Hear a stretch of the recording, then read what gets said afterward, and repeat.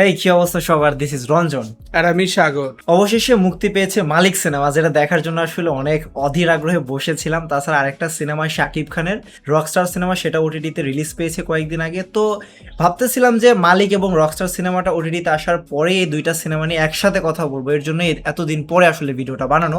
সাগর, আমি তোরে কতগুলো জিনিস বলতে চাই রকস্টার সিনেমাটা নিয়ে আগে। রকস্টার কিন্তু মুক্তি পেয়েছে হচ্ছে চরকিতে, আর মালিক মুক্তি পেয়েছে হচ্ছে উৎসবে। তো তোমরা যারা যারা দেখতে চাও তারা দেখতে পারো সেখানে গিয়ে। আচ্ছা, জানোস কিনা সাগর, রকস্টারের কিন্তু অনেকগুলো জিনিস চেঞ্জ করা হয়েছে। মানে সিনেমা হলে যেটা ছিল, যে ভার্সনটা, তার থেকে একটু কম করা হয়েছে। হ্যাঁ, কিছু অংশ কাট করা হয়েছে, আর সিনেমার কালার গ্রেডিংস আর একটু বেটার করা হয়েছে। এটার জন্য কিন্তু আরো বেটার লাগে দেখতে সিনেমাটা সিনেমা হলের থেকে। কতগুলো জায়গা ছিল আমাদের একটু দুই একটা বোরিং লেগেছিল, বাট ওই দুই একটা জায়গা কিন্তু আসলে এই জায়গাটা নাই। যেহেতু শাকিব খানের সিনেমা প্রপার একটা গল্প ছিল সাগর, আমরা জানি। আর যেহেতু রোমান্টিক ট্র্যাক বা হচ্ছে একটা মিউজিক্যাল একটা ড্রামার সিনেমা, তো সিনেমাটা যখন সিনেমা হলে এনজয় করছিলাম, তার থেকে বেশি মনে হয় কি আমি বাসায় বসে আরো বেশি এনজয় করছি। কিন্তু এই সিনেমাটা কিন্তু বলা যায় যে ব্যর্থ, কারণ ওটিটিতে আসলে পর তেমন একটা আলোচনা আসে নাই। হ্যাঁ, সেটা আসে নাই, সেটা না আসার আমি কারণও বুঝতে পারতেছি। কারণ সিনেমাগুলার যে গানগুলা ছিল, সেই গানগুলো যদি অনেক আগে রিলিজ করা হতো সিনেমার আগে, তখন হয়তো একটা হাইপ ক্রিয়েট হইতো। যেহেতু তারা এই জিনিসটা করে নাই, গানগুলা সিনেমার কত পরে, বিশেষ করে ভালো ভালো গানগুলা সাগর দেখবি, সেই গানগুলো অনেক পরে রিলিজ করা হয়েছে। তো দর্শকদের আসলে দেখা উচিত যারা যারা দেখেনি। তো এরপর আসি মালিক সিনেমাটা নিয়ে। সাগর, তুই তো মালিক সিনেমাটা দেখছিলি সিনেমা হলে, আমারও বলছিলি সিনেমাটা দেখার জন্য। আমি সবাইকে রিকমেন্ড করছি, আমাদের পডকাস্ট আমি রিকমেন্ড করছিলাম যে দেখো সিনেমাটা, তারপরে বুঝবা যে আমি কি ট্রমার মধ্যে দিয়ে গেছি। হ্যাঁ, তো এখন তুই দেখছিস কিনা? আমি তখন তো তোর কথা বিশ্বাস করি না যে এইরকম বাজে সিনেমা তো হওয়ার কথা না, বিশেষ করে যখন একটা সিন দেখছিলাম, বা ট্রেলারটা অনেক ভালো হয়েছিল। কিন্তু সাগর, আমি কালকে যখন সিনেমাটা দেখতে বসছি, প্রথম যে এন্ট্রিটা আরিফিন শুভর, এইটা বাদে বাকি সবকিছু যাচ্ছে তাই অবস্থা। মানে গল্পের তো কোনো আগা মাথা নাই, প্রত্যেকটা ক্যারেক্টারের অভিনয় এত পরিমাণ বাজে। কি বলস? বিদ্যা সিনেমা তো ফালতু অভিনয় কখনোই করে না, তুই কি বলস? ভাই, আমি বুঝলাম না উনি এত ওভার অ্যাক্টিং কিভাবে করছে। আর ওনার যে ডায়লগ ডেলিভারি গুলো দিছে, লিটারেলি আমার মনে হয়েছে আমি তখন ফোনটা সুইরা ফালাইয়া দেই, এতটা পরিমাণ বাজে লাগছে আমার কাছে ডায়লগ গুলা। না, তুই সাকিবের ফ্যান, এর জন্য তুই খালি আরিফিন শুভর মুভিটা খারাপ বলছিস। আরিফিন শুভর সিনেমা যে আমি কতটা পরিমাণ ভালোবাসি, বা আরিফিন শুভকে যে আমি কতটা চাই যে ভালো একটা সিনেমা করুক। কারণ ওনার ভাই একটা বডি ফিটনেস আছে, ওনার একটা অরা লেভেল আছে, যে অরা লেভেলটা আসলে বিভিন্ন ভালো ভালো গ্যাংস্টার যে সিনেমা আছে সব সিনেমার সাথে যায়। কিন্তু আরিফিন শুভ জ্যাজ সিটি তো কয়েকদিন আগে করছে, ইন্ডিয়াতে যায়। এত ভালো সিনেমা করার পর সে এরকম অখাদ্য সিনেমা কিভাবে নির্বাচন করছে? একজন যদি এই স্টোরিটা দেখে সে বুঝবে যে না, মুভিটা অনেক ভালো হবে, বুঝছিস? হ্যাঁ, বেরিগঞ্জের একটা এলাকা নিয়ে কাহিনী, যে এলাকাটা শাসন করবে কে। তারপরে ব্যাক স্টোরিতে মায়ের ব্যাক স্টোরিও আছে। আমরা দেখছি যে কেজিএফ এই স্টোরিটা অনেক ভালোভাবে খাইছে। কিন্তু এখন ডিরেক্টর যদি ফালতু হয়, ওর হাতে কিছু করার নাই। দেখ, তুই শুটিং করতেছস, ওর লুক সুন্দর দেখতেছে, ও ক্যামেরা সুন্দর, জায়গাও ঠিকঠাকই আছে, সে তো মনেই করবে যে না, মুভিটা মনে হয় ভালো হবে। সেটাই। কিন্তু এখন যদি ডিরেক্টর এই মুভিটাকে ভালোভাবে প্রেজেন্ট না করতে পারে, এটা আমার ফুল মনে হয় ডিরেক্টরের দোষ। তাই আমি অভিনেতাদের বলবো যে সবসময় একটা ভালো ডিরেক্টর বাছাই করতে। যদি এই সিনেমাটাই রায়হান রাফি বা মেহেদী হাসান হৃদয় করতো, আমি গ্যারান্টি দিয়ে কইতেছি যে এটা অসাম সিনেমা হইতো।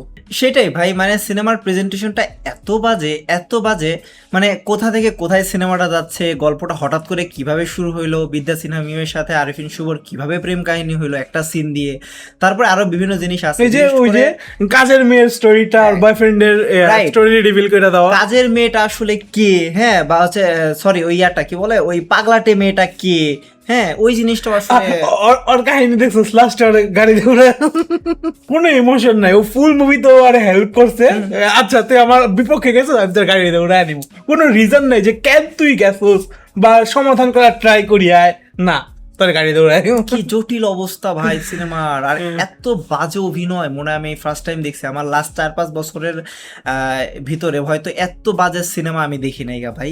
এই সিনেমাটা এত বাজে লাগছে আমার কাছে, প্রত্যেকটা কথায় কথায় ব্যাক স্টোরিতে নিয়ে যাওয়া। আরে ভাই, মনে করাইতেছে বারে বারে মালিক টু কি দেখবি, লাস্টে তো মালিক টু 2 বাই হিট।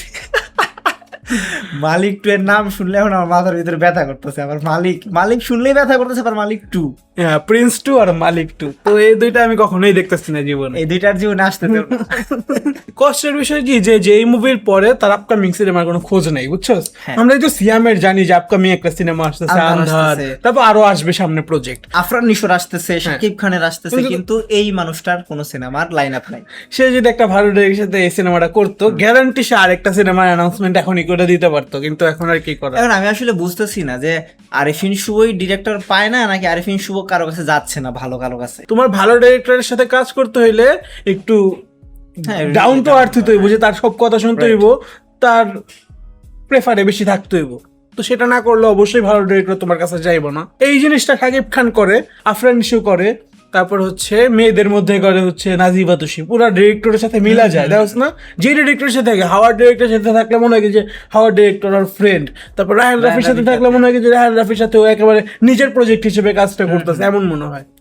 তো আসলে মালিক সিনেমা বলবো যে আপনারা দেখবেন না ভাই। মালিক সিনেমা দেখলে আপনার সময় নষ্ট হবে, আর এবং দেখার পরে মনে হবে যে ভাই আমি এটা কি দেখলাম।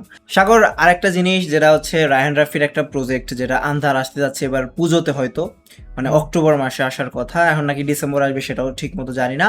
তো সেখান থেকে তো 2-4টা পোস্টার লিক হয়েছে। নাজিফা তুষি, আবার আমরা শুনলাম যে চঞ্চল চৌধুরীও আছে, গাজী রাকায়েত হোসেন আছে। পোস্টার না, ওগুলো হচ্ছে একটা একটা সিন, বুঝছো? সিনের স্ক্রিনশট। তো হ্যাঁ, আমার কাছে স্ক্রিনশট গুলো ভালো লাগতেছে, পরিবেশটা এমন হইতেছে যে ইন্টারেস্টিং আছে। এটা হরর টাইপ লাগতেছে। এর আগে আমরা এরকম হরর মুভি, আমি আবারও বলতেছি, দেখি নাই।